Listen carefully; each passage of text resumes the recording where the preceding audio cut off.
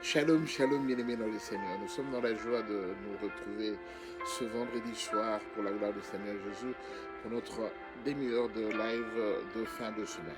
Nous voulons, avant toute chose, prier pour la gloire du Seigneur Jésus. Tendre Père, nous bénissons ton nom et nous te rendons gloire et grâce parce que tu es le Dieu Tout-Puissant. Merci pour ta présence au milieu de nous. Merci pour la paix, la joie, le souffle de vie que tu nous as donné ce jour.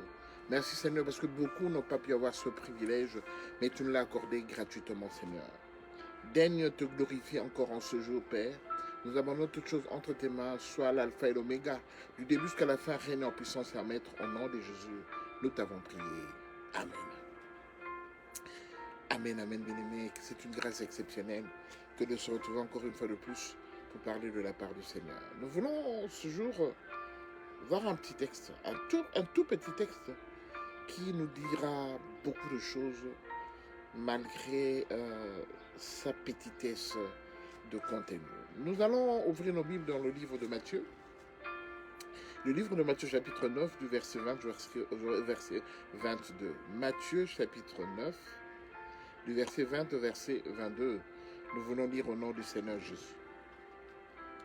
Et voici une femme atteinte d'une perte de sang depuis 12 ans s'approcha par derrière et toucha le bord de son vêtement.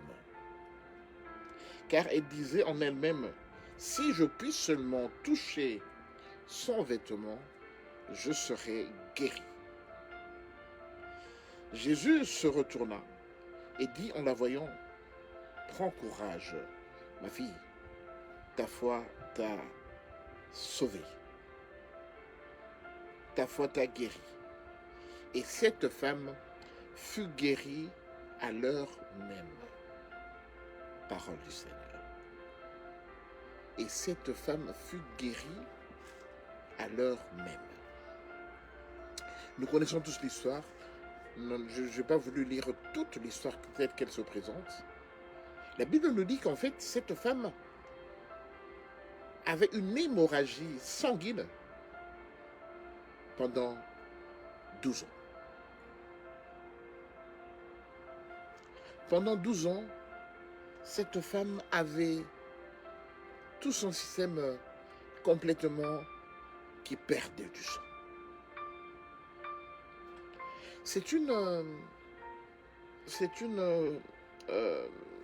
D'après que le Seigneur nous a créé, c'est une particularité tout à fait normale auprès des femmes parce qu'une femme, chaque année, chaque mois, elle doit perdre une partie de son sang. C'est physiologique. Dieu nous a créés comme ça. Mais il se fait que c'est seulement pendant quelques jours dans un mois. Mais quand cela devient anormal, au lieu que ce soit 4 jours ou une semaine pendant le mois, mais quand ça devient tout le mois que vous faites une hémorragie, cela devient un problème sérieux. Cela devient pathologique. Cela devient une préoccupation assez importante pour notre survie. Et cette femme, c'était devenu une pathologie. Si bien que, bien aimé, quand vous remontez dans l'histoire, vous remontez dans le texte beaucoup plus haut, vous allez vous rendre compte que cette femme, la Bible dit qu'elle avait dépensé beaucoup de son argent. Elle a vu beaucoup de spécialistes pour essayer de trouver une solution à ce problème, pour essayer de stopper cette hémorragie. Elle a dépensé beaucoup de son argent, si bien que quand elle est venue voir Jésus, elle était arrivée à bout. Elle n'en pouvait plus. Il fallait absolument trouver une situation pour elle. Parce que bien aimé, physiologiquement, quand vous perdez déjà 2 litres, parce que chaque être humain est composé de 5 litres de sang, quand vous en perdez déjà 2 litres, vous êtes mal à l'aise. Parce que vous avez perdu beaucoup de constituants de votre corps. Et quand vous arrivez à 3 litres, pratiquement vous tombez dans le coma. Parce que l'être humain est fait avec 5 litres de sang. Et si vous en perdez déjà 3, vous serez très mal. Et évidemment, cette femme, pendant tout ce temps-là, elle se rendait compte qu'elle courait un grave danger. C'est la raison pour laquelle elle a dépensé beaucoup de son argent. Elle a vu beaucoup de spécialistes pour exposer ce problème, mais aucun spécialiste, aucun médecin n'a trouvé une solution pour elle. Bien-aimée, le Seigneur aujourd'hui nous demande de stopper l'hémorragie. Vous constaterez peut-être que dans votre famille, les jeunes, les personnes, ils étudient, ils évoluent, ils trouvent du travail, ils se marient, ils commencent à avoir des enfants.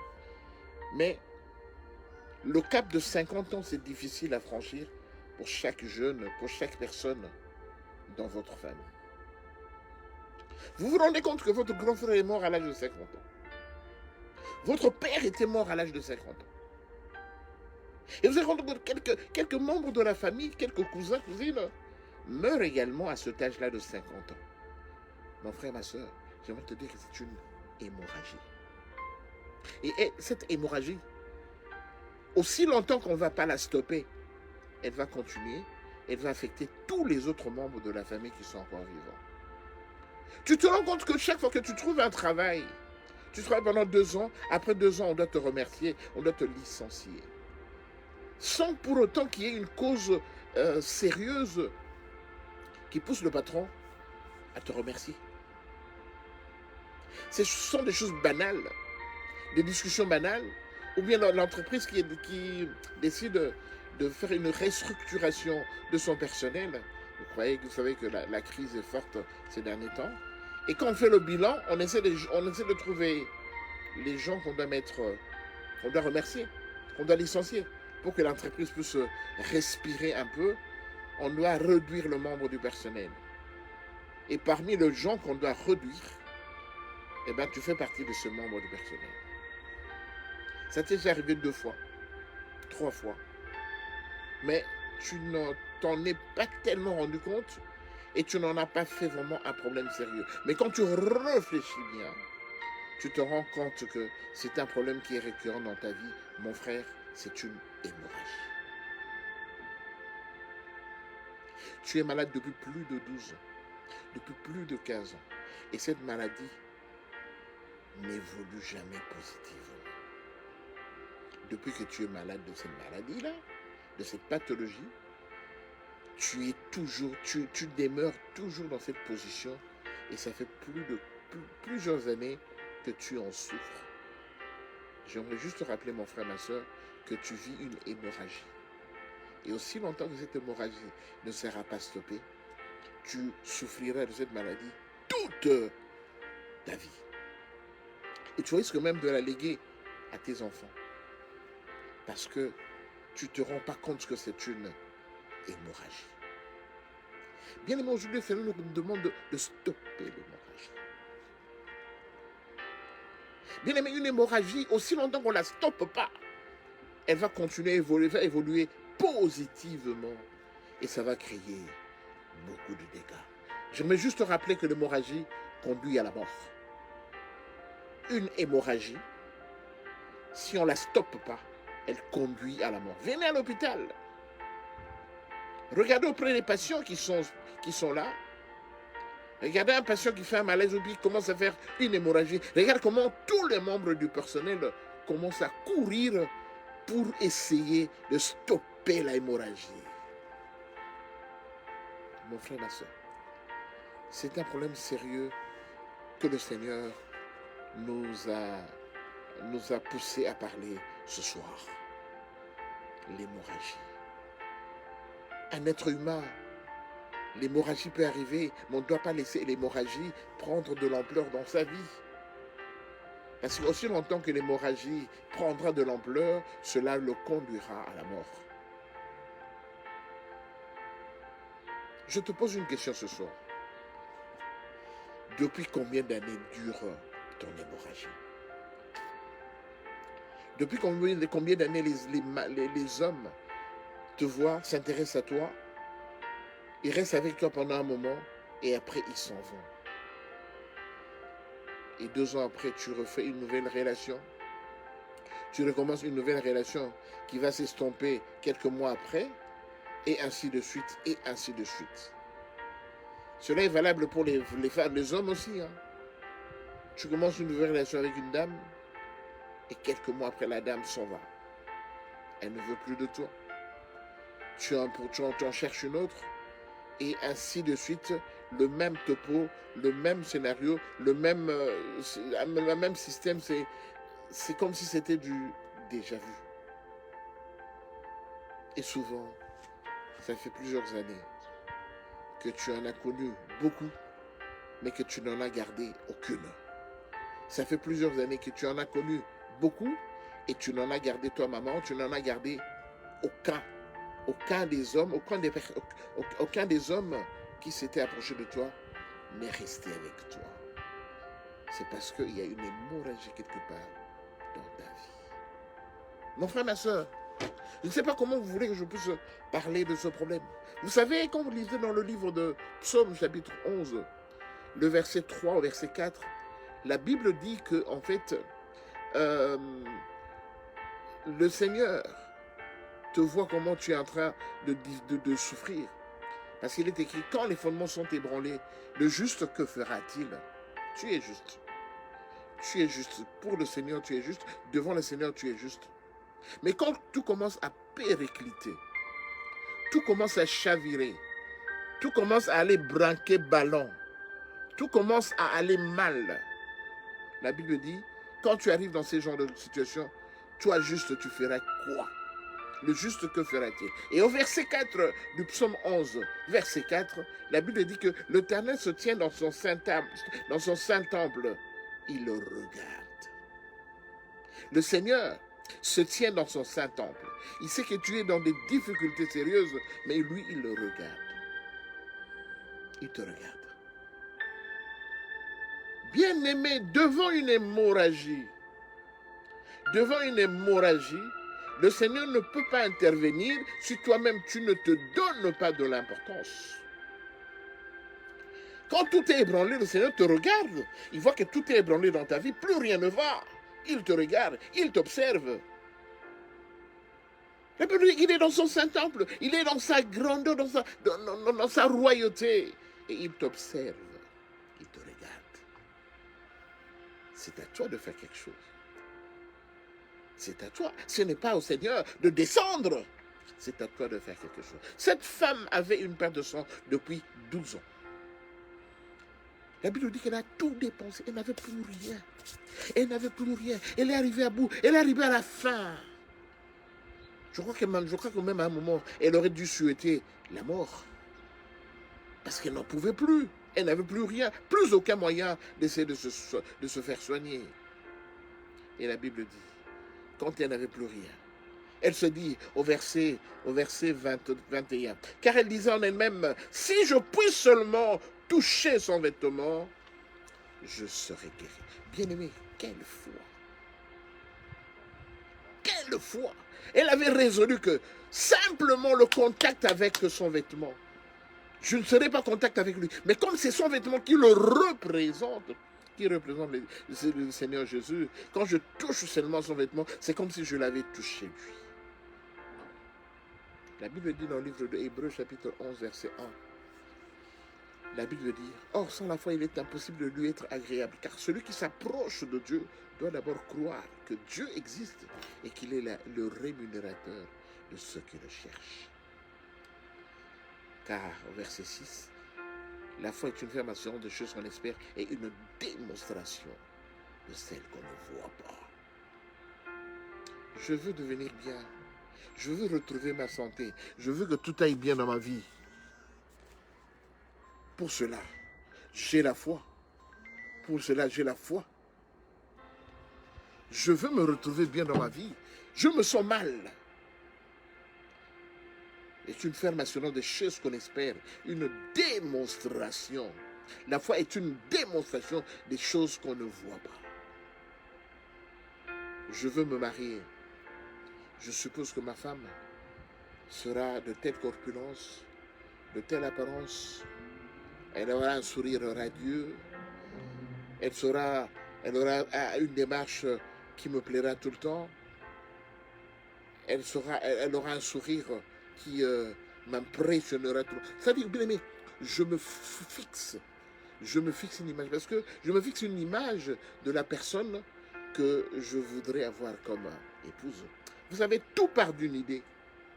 Dans la vie, tout ce que nous faisons, tout ce que nous réalisons, cela part d'une pensée dans ma tête. Je pense, je réfléchis. Et je fais de cette pensée un matériel. Je matérialise cette pensée pour en faire quelque chose. C'est pourquoi Dieu avait dit que la lumière soit, et la lumière fut. Mais quand Dieu a dit que la lumière soit, la lumière n'existait pas encore. C'était une pensée de la part du Seigneur. Il a dit que la lumière soit, et la lumière fut. Bien-aimés, bien-aimés, nous sommes dans une période décisive. Nous sommes tellement dans une période décisive qu'il faut absolument que nous puissions comprendre que l'hémorragie existe. Aussi longtemps que nous n'allons pas stopper l'hémorragie, bien aimé, elle va continuer jusqu'à nous tuer. Parce que l'hémorragie, finalement, elle va te tuer. L'hémorragie tue. Voilà pourquoi, bien aimé dans le Seigneur, cette femme, elle a dit, si je suis seulement touché son vêtement, je serai guéri. Et la Bible dit au verset 22, Jésus se retourna et il dit, en la voyant, prends courage, ma fille, ta foi t'a guéri. Mon frère, ma soeur, aujourd'hui, nous voulons stopper l'hémorragie. Trop, c'est trop. Il y a une limite à toute chose. Mais là, trop, c'est trop. L'hémorragie a tellement coulé. Elle a tellement coulé, bien-aimé, que cela nous met en danger. Bien-aimé, tu es en danger tel que tu es là. Aussi longtemps que l'hémorragie existera, tu es en danger de mort.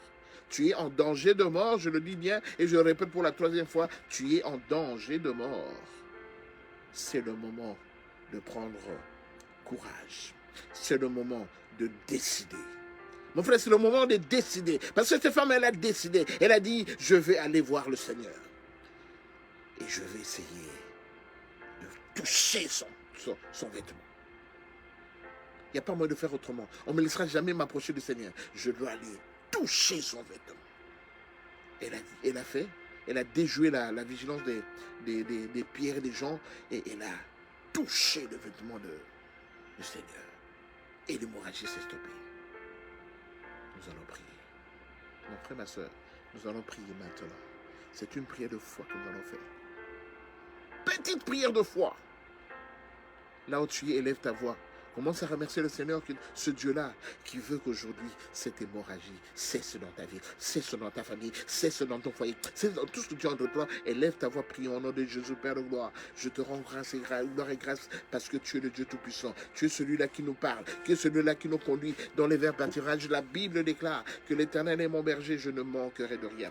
Oui, Seigneur, je sais que je ne manquerai de rien. Aussi longtemps que tu es mon berger, aussi longtemps que tu veilles sur moi, tu veilles sur tout ce que j'entreprends, Père, je ne manquerai de rien. Voilà pourquoi ce soir, je viens devant ton trône de gloire, Père de gloire. Je viens implorer ta grâce et ta miséricorde, Seigneur. Mon frère et ma soeur viennent devant ton trône de gloire, implorer ta grâce et ta miséricorde, parce que l'hémorragie a assez duré. L'hémorragie a assez duré, parce que la Bible déclare il faut un temps pour toutes choses. Père de gloire, Seigneur, ce soir, je m'en vais devant ton trône de gloire. Je m'en vais devant ton trône de gloire, parce que tu m'as dit, approchons-nous avec assurance du trône de la grâce. Seigneur, je m'approche tel que je suis, Père de gloire, tel que je suis, parce que c'est toi qui vas faire de moi un homme nouveau, une femme nouvelle. Seigneur, c'est toi qui vas faire de moi, Père de gloire, celui-là que tu as appelé, celui-là que tu as appelé vers ton sanctuaire, parce que tu es mon Seigneur, mon Maître. Sois béni parce que tu es Dieu, sois béni parce que tu es le Tout-Puissant.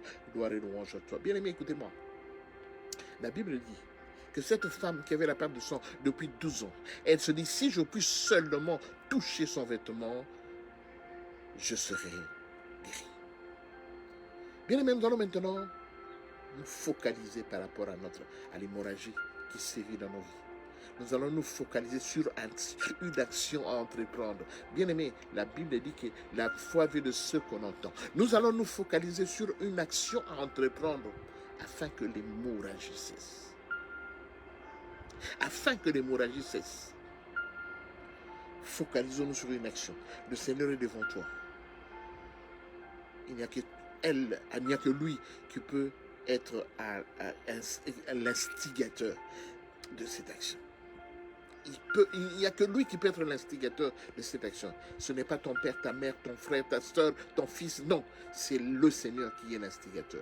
Alors maintenant, nous allons prier. Tu vas prier en mettant en place un stratagème pour s'approcher du Seigneur. La Bible dit, approchons-nous avec le du trône de la grâce. Approche-toi de Dieu et Dieu s'approchera de toi. Prions au nom de Jésus. Seigneur, je m'approche de toi ce soir. Parce que je sais qu'en m'approchant de toi, je sais que Père Roi, tu seras la seule personne qui sera capable d'enrayer mon hémorragie, Père. Seigneur, regarde cette hémorragie assez durée, Père Roi, depuis nos parents, depuis nos grands-parents, depuis nos aînés, Père. Cette hémorragie est toujours là, Seigneur. Or, la Bible déclare, quelle est cette montagne, Père Roi? Quelle est cette montagne qui ne peut pas être aplanie, Seigneur, jusque Père Roi? Devant Zorobabel, la Bible dit que toute montagne sera aplanie. Seigneur, je crois en toi. Je crois en toi, Père Roi. Je sais que cette hémorragie, Père Roi, quelle que soit l'ampleur qu'elle a prise depuis le début jusqu'à aujourd'hui, je sais que cette hémorragie sera anéantie, Père Roi. Elle n'est pas plus haute que la montagne, Père. Elle n'est pas plus haute que Zorobabel, Père. Voilà pourquoi, Seigneur, ce soir, je prends l'engagement, Père, de m'approcher de toi, de m'approcher de toi. Je m'approche de toi, Père Roi. La Bible déclare, venez à moi, vous tous que tu fatigués et chargés, et je vous donnerai du repos. Seigneur, je m'approche de toi. Je m'approche de toi. Mon frère et ma soeur, nous nous approchons de toi, Seigneur. Nous nous approchons de toi. Parce qu'auprès de toi, il y a la paix. Et auprès de toi, il y a la vie. Auprès de toi, il y a la joie. Auprès de toi, il y a le calme. Auprès de toi, il y a la solution, Seigneur. Il y a la solution, Père. Il y a la solution. Voilà pourquoi je m'engage ce soir à m'approcher de toi, Père Roi, tel que je suis, Père Roi. Tu es mon Seigneur, tu es mon maître, Père. Seigneur, je suis devant toi. Je suis devant toi, Père Roi. Seigneur, Seigneur, dis un mot pour moi. Dis un mot pour mon frère. Dis un mot pour ma soeur. Tu es le Dieu Tout-Puissant. Béni soit ton nom. Béni soit ton nom. Bien-aimé, la dernière action de prière. Le Seigneur devant toi. Tu imagines le Seigneur devant toi sur son trône de grâce. Et tu imagines que tu touches à ce trône de gloire, que tu touches à un pan de sa robe, que tu touches à un petit morceau de ses sandales. Tu touches.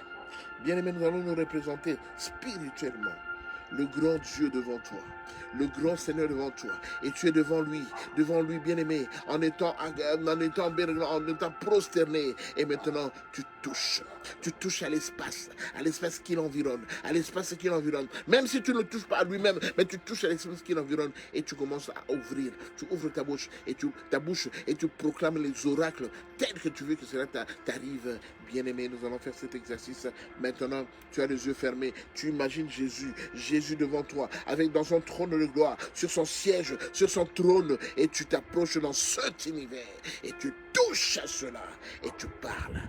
Prions au nom de Jésus. Éternel Dieu de gloire, voilà, je suis devant toi maintenant, devant ta grandeur, devant ta puissance, devant ta majesté, Seigneur. Seigneur, je ne suis qu'un pauvre pécheur, mais je viens toucher à cet espace. Je me permets de m'approcher de toi, Seigneur.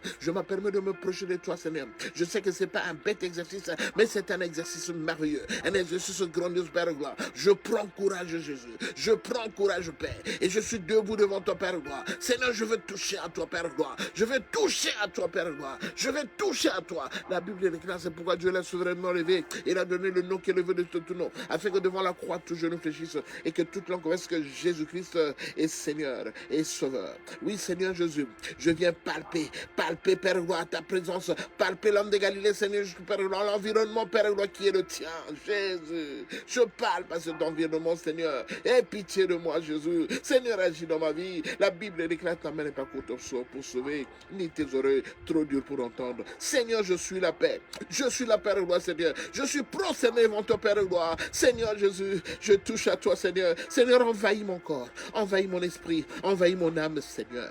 Je veux vivre, Père. Je veux que cette hémorragie soit stoppée. Je veux que cette hémorragie soit stoppée. Dans ma famille, que l'hémorragie cesse. Dans mon foyer, que l'hémorragie cesse. Dans mon travail, que l'hémorragie cesse, Père roi. Je veux vivre la vie que tu m'as donnée. Seigneur, fais-moi grâce. Fais de moi ce que tu veux, Seigneur. Je suis à toi. Je suis soumis à toi, Père roi. Je me prosterne devant toi. Et Seigneur, aie pitié, Jésus. Merci, Seigneur. Merci pour ta présence. Merci, Seigneur, d'envahir mon cœur. J'ouvre mon cœur ce soir, Père roi. J'ouvre mon cœur, Père gloire, Seigneur, afin que tu puisses y rentrer, Père gloire, et je te reçois comme Seigneur, Sauveur personnel de ma vie. Seigneur, agis au nom de Jésus. Je vais prier. Tendre Père, je bénis ton nom, je te rends grâce Parce que c'est vrai que pour que l'hémorragie cesse, je dois poser un acte. Merci Seigneur, parce que j'ai posé un acte de m'approcher de toi, Père, de m'approcher de ton environnement, Père, roi Seigneur, et de déclarer des choses pour mon futur. Seigneur, je sais que tu n'es point un serviteur oublieux, afin d'oublier tout ce que j'ai fait, tout ce que j'ai entrepris pour toi ce soir. Mais je sais que tu étends ta main puissante pour me garder, me protéger et me donner tout ce que mon cœur a besoin. Papa, je me confie entre tes mains, Seigneur. Fais-moi grâce. Éloigne de moi l'homme de Galilée tout ce qui est opprobre. Éloigne de moi l'homme de Galilée tout ce qui est répétition, Père gloire. Mais donne-moi la conviction et la force, Seigneur. Et ainsi que le résultat comme tel que, Seigneur, l'hémorragie a cessé dans ma vie, l'hémorragie a cessé dans mon foyer, l'hémorragie a cessé dans mon entreprise, l'hémorragie a cessé dans mon environnement et que je veux vivre maintenant la gloire, la percée et l'évolution parce que tu es mon Seigneur Père. Lave-moi par ton sang précieux, lave mon frère, ma soeur par ton sang précieux et que ton esprit soit à l'œuvre en toutes choses, Père. Je t'abandonne ma vie, Seigneur. Parce que je sais que maintenant, c'est le début de la paix, c'est le début de la joie, c'est le début de la percée, car c'est en toi qu'appartiennent le règne, la puissance et la gloire. Dans le nom de Jésus, nous t'avons prié. Amen. Amen, amen, amen, amen. Bien-aimés dans le Seigneur, soyez bénis, soyez bénis. L'hémorragie a cessé. L'hémorragie a cessé. Sois-en convaincu que l'hémorragie a cessé. C'est fini maintenant. Maintenant, c'est la percée. Maintenant, c'est l'évolution. Et que c'est Dieu lui-même qui me prend en charge et qui me conduit. Il n'y aura plus jamais d'hémorragie sur mon chemin. Il n'y aura plus jamais d'hémorragie dans mon foyer. Il n'y aura plus jamais d'hémorragie dans ma famille. Parce que tu es mon Seigneur et mon Maître. Reçois l'honneur parce que tu es Dieu. Reçois la gloire parce que tu es le Tout-Puissant. Reçois la magnificence parce que tu es le Dieu Tout-Puissant. Que ton nom soit loué, que ton nom soit glorifié. Merci de ton amour, Jésus. Merci de cette grâce particulière que tu m'accordes dans le nom de Jésus. Merci, Seigneur. Alléluia. Bien-aimés, nous sommes arrivés à la fin de notre réunion de ce soir. Que le Seigneur vous bénisse abondamment. Passez un bon week-end. Soyez rassurés que l'hémorragie a cessé. Et si le veut bien, on se revoit le lundi prochain à partir de 8h30 pour notre live de tous les lundis matins. Que le Seigneur vous bénisse. Soyez bénis. Shalom, shalom.